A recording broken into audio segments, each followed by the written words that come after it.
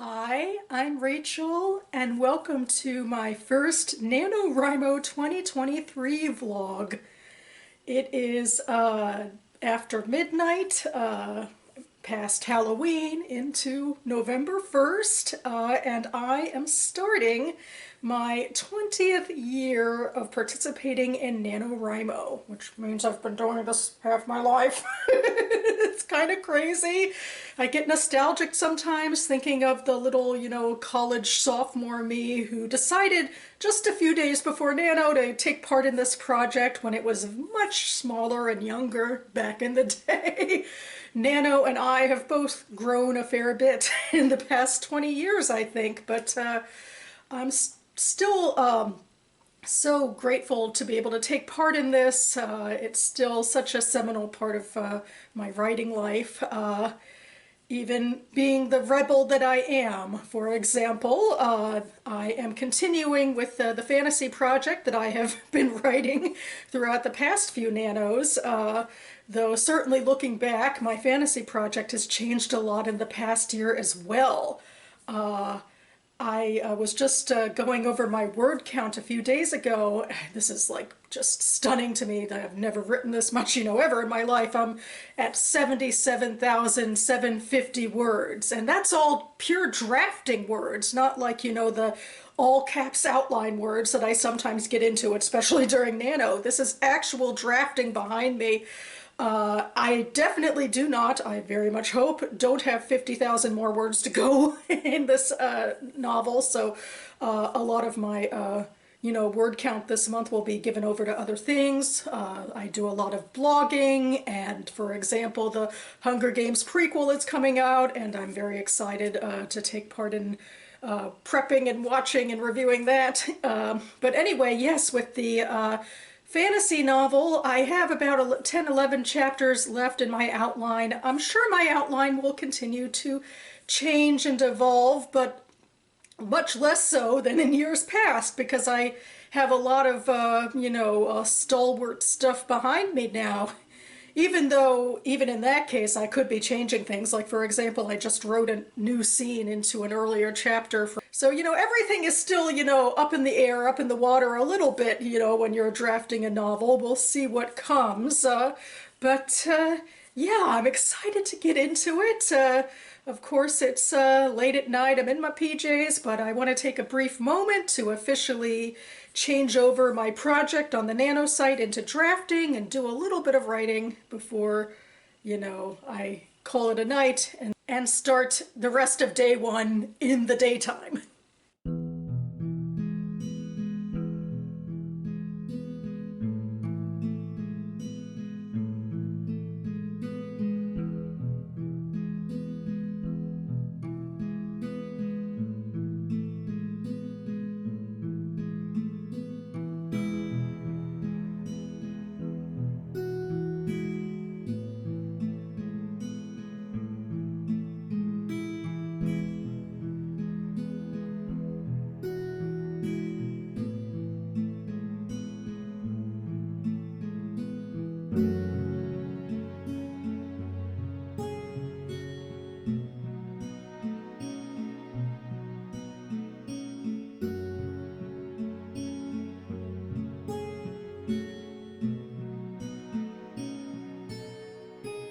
Brought in some writers for day one to talk about their own tips, tricks, and hacks, and to take us in through some write-ins. And I thought I would highlight C.L. Clark because I actually read one of her books for NaNoWriMo last year.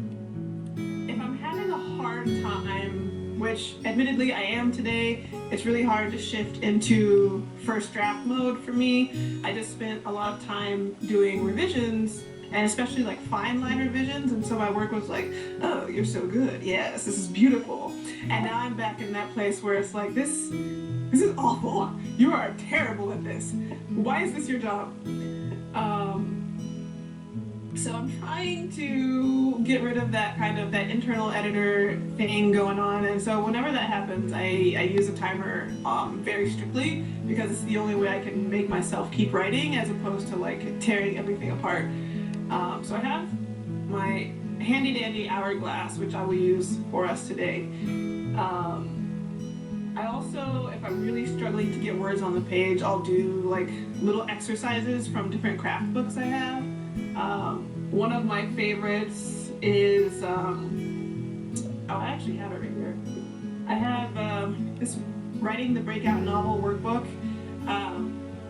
And like most craft books, there's some stuff that I think you should really just ignore because it's a lot of chatter and a lot of whatever, but it has really, really helpful exercises in it. And I really like those, and those can help me kind of shake out the cobwebs a little. And once I've gotten some of those questions and the exercises done, it's much easier to transition into just writing as opposed to outlining and stuff like that. It's very hard, that transition point for me though. That said, I think it's about time to start. So I wanted to give you guys a prompt, which coincidentally does come from that Breakout Novel workbook. And I was trying to pick something, you guys know I write in sci-fi fantasy, but I wanted to pick a prompt that would work for everybody, and I figured everybody has characters, right? So, the prompt itself is, and I've written it down so I don't mess it up, when you start today, think about your character, or whoever your protagonist is in this scene, and think about what their defining quality is. So how someone would describe them, or what kind of trait is prominent in their personality. And then think of the exact opposite. Like objectively, what is the opposite? So if someone is kind, mean is the opposite, right? And so then, in the scene that you write today, or the next like 30 minutes or so, show that character demonstrating this opposite quality that seems contradictory to their personality as you have envisioned it. And what this will do is give your character a little bit more dimension, and it also means that however you're working through this character in this scene, there's going to be something a little bit surprising to you as the writer, to the character themselves. If they see themselves as a kind person and all of a sudden they're really mean, how do they reckon with that? And then it will also be really engaging for the reader whenever that comes along.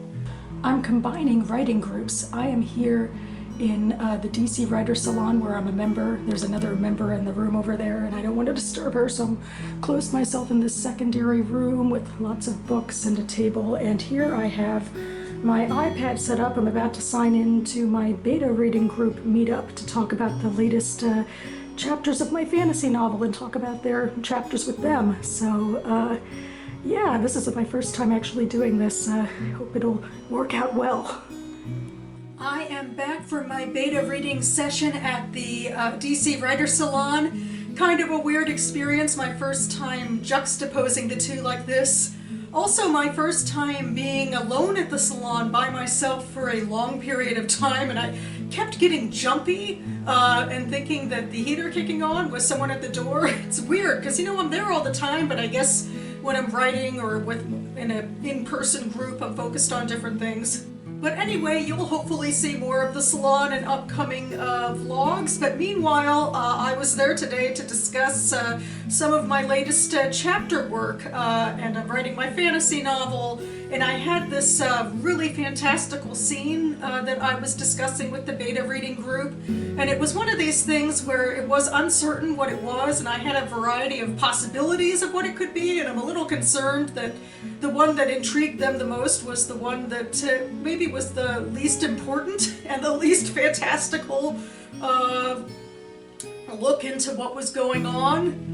And so that's something I guess I have to consider going forward, but it was really insightful, and as we were talking, I had like an aha moment in real time where I realized something I should be, you know, capitalizing on a little bit more and you know, leaning into a bit more with my character's reaction to what's going on, which, since it's close third person, is the most important thing. So yeah, you know, just diving back into the writing process as usual with all these balls in the air and all these possibilities and the kind of craziness of what it means to write a novel when you're trying to, you know, mash all these ideas together. And I guess it's going to inform how I go forward writing the next chapters and what'll stick to the wall. And you'll be here with me for the next immediate part of that journey. I finished my read of Let It Snow by Maureen Johnson, John Green, and Lauren Miracle. I was very underimpressed. I liked Maureen Johnson's story. It had that quirkiness that I, felt in the page 112 tag, but other than that, the other two really fell flat for me. So all three stories take place in this, small town during this big snowstorm, and it's all about teen couples in high school getting together in some way or another. But John Green has this whole style that's just of quirkiness over character development, I think. And I was also really stunned how dismissive he was of cheerleaders, just really dehumanized them. And then Lauren Miracles was about a really self-involved, self-absorbed girl, and the characters were paper thin, and it took forever for the plot to get going. So it was pretty depressing overall. So I don't know. Now I'm looking at the Netflix adaptation here and thinking, I guess this is a good justification to not waste my time watching it. Although, from everything I can see, it seems like they took a lot of liberties with it. I don't know. Not sure it's the same story at all, which is kind of surprising because they made the audiobook as a movie tie-in. So maybe I'm wrong about that, but I should probably not waste my time with this.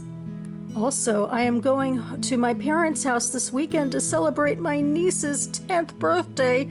Can't quite believe she's a decade old, but anyway, this is my big gift for her. It is a camcorder. I'm so excited about this. She really likes the whole, YouTube influencer sort of thing, and she often, plays with my camcorder that I'm filming on when she's here. So I got her her own. So really excited and hoping that this is going to work out. It's, snug in here and hopefully safe and sound for me to wrap and bring to Baltimore.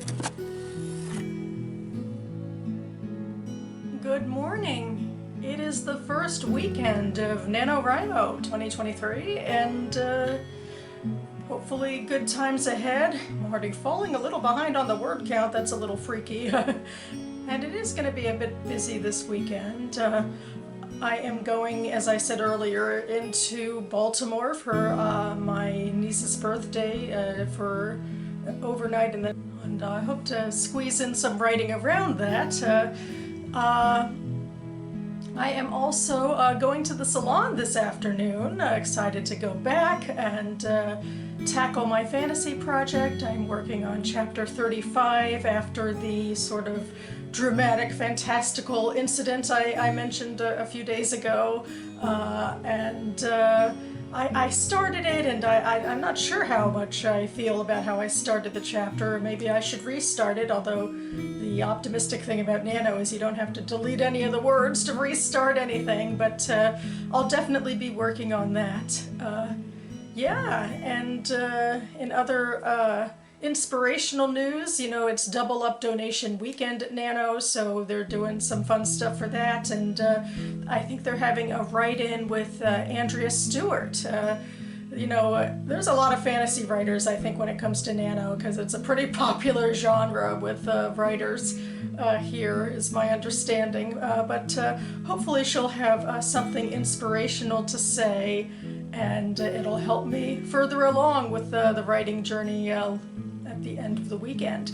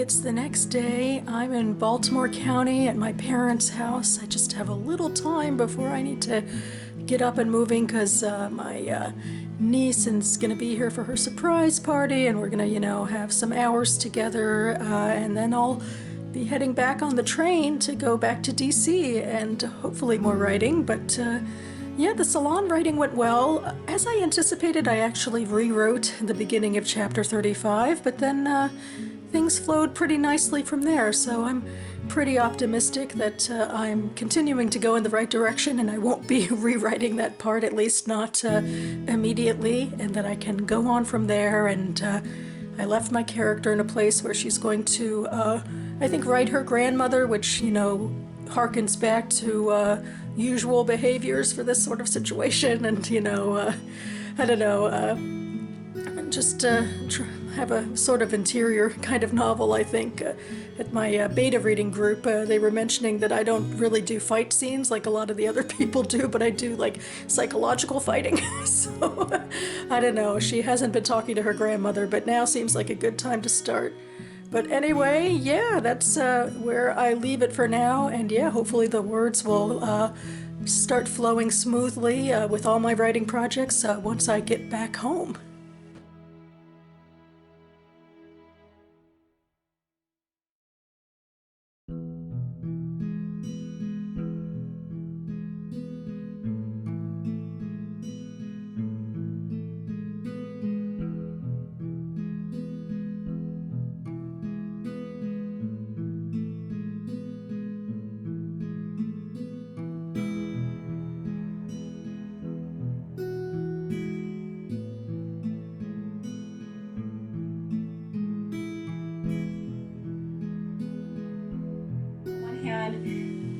The people in my books are like remind me of me and my family,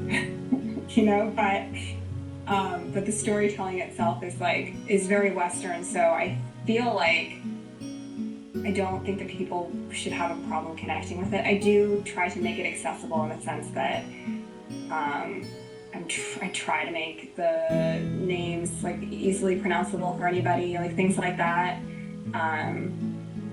But yeah, there's a certain point too which you kind of have to think, well, people are willing to go into all like the Game of Thrones like houses and like dragons and stuff. Like I'm sure that they can, yeah, I'm sure they can like just read about a culture that's like not their own,